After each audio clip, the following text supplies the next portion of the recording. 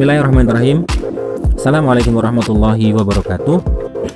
Selamat datang kembali bersama kami di channel Azril Hidayat.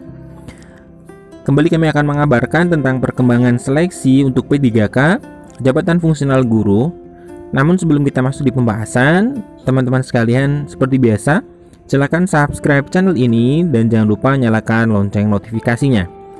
Pada video kali ini kami akan sampaikan beberapa berita. Yang pertama adalah berita bersumber dari Mas Menteri Nadiem Anwar Makarim.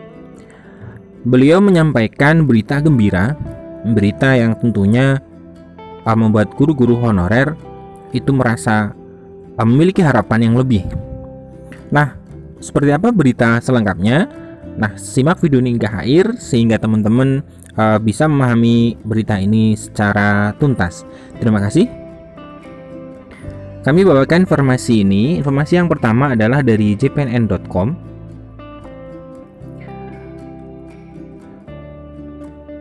Jakarta, Mendikbudristek Nadiem Makarim menjanjikan kejutan bagi guru honorer pada 2022. Kejutan itu salah satunya adalah peningkatan status guru honorer menjadi ASN P3K. Jadi Mendikbud Nadiem Makarim menjanjikan ada kejutan di tahun 2022. Dia menyebutkan tahun depan untuk formasi P3K akan dibuka lebih luas lagi. Dia memastikan guru-guru honorer yang lulus passing grade P3K tetapi belum ada formasi akan diprioritaskan. Akan banyak kejutan bagi para guru, bagi guru honorer saya janji akan memperjuangkan formasi P3K tersedia sebanyak-banyaknya, kata Nadiem di depan ratusan guru yang menghadiri puncak Hari Guru Nasional HGN 2021 di Kamis tanggal 25 bulan November. Jika formasi P3K bertambah, Nadiem meminta para guru honorer harus berjuang. Caranya belajar dengan keras dan tetap semangat. Pemerintah hanya bisa menyediakan formasi, memberikan afirmasi dan melengkapi dengan modul pembelajaran. Penentu utama adalah guru honorer itu sendiri. Saya akan berjuang, tetapi tolong Bapak Ibu guru juga serius belajar ya, ucapnya. Dia juga mengingatkan para guru honorer dan ASN untuk mendorong para kepala sekolah melaksanakan pembelajaran tatap muka.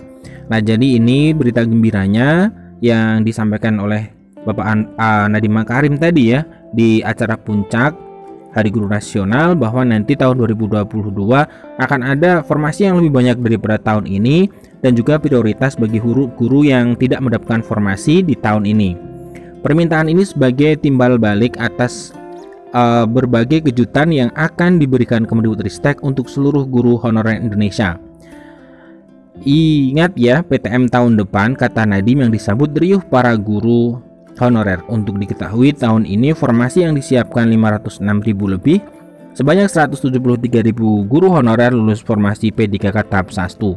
Sisanya akan diperebutkan di tahap 2 dan tahap yang ketiga. Nah, berkaitan dengan informasi ini, akan tetapi banyak dari forum guru honorer yang merasa tidak kurang puas ya dengan pelaksanaan seleksi di tahun 2021 ini. Nah, kami akan bawakan informasi ini masih dari jpnn.com ya teman-teman. Masih di jpnn.com berkaitan dengan pelaksanaan seleksi P3K. Nah, yang akan saya sampaikan di sini adalah P2G ya. P2G menyebutkan bahwa Bapak Nadiem Makarim itu gagal meyakinkan Pemda soal 1 juta guru P3K. Nah, Perhimpunan Pendidik dan Guru menilai Mendikbudristek gagal meyakinkan Pemda soal formasi 1 juta guru. Program yang digembar-gemborkan tersebut sepanjang sejarah itu tidak berjalan maksimal karena banyaknya masalah di lapangan. Kami menilai program 1 juta guru P3K hanya besar di omongan tetapi pelaksanaannya minim, kata Koordinator Nasional P2G Satriawan Salim di Jakarta pada hari Rabu tanggal 24. Menurut Satriawan, tidak maksimalnya pemenuhan kuota 1 juta guru P3K ini seharusnya diantisipasi oleh Mendikbud dan juga oleh Menpan RB Pak Cahyokumolo yang bersinergi bersama daerah. Dia mengingatkan seharusnya sebisa mungkin disesuaikan angka kebutuhan real di daerah agar bisa mengakomodasi semua guru honorer. P2G menilai Mendikbudristek Nadiem Makarim gagal meyakinkan Pemda mengusulkan formasi guru P3K secara maksimal. Pemda ternyata hanya mengajukan 506.252 formasi, yang lulus hanya 173.329. Padahal janji Mas Nadiem menyediakan 1 juta lebih ya untuk formasi, capaian masih jauh dari target, ucap Satriawan Salim. Ya memang benar kalau gagal meyakinkan Pemda ya, karena masalah yang muncul adalah DAU ya. Jadi penggajian yang nantinya ditransfer melalui DAU oleh pemerintah pusat ke pemerintah daerah, dan itu untuk meyakinkan daerah itu sangat sulit ya. Nah, P2G meminta pemerintah pusat mengalkulasi ulang dan membuat peta jalan guru honorer lulus P3K.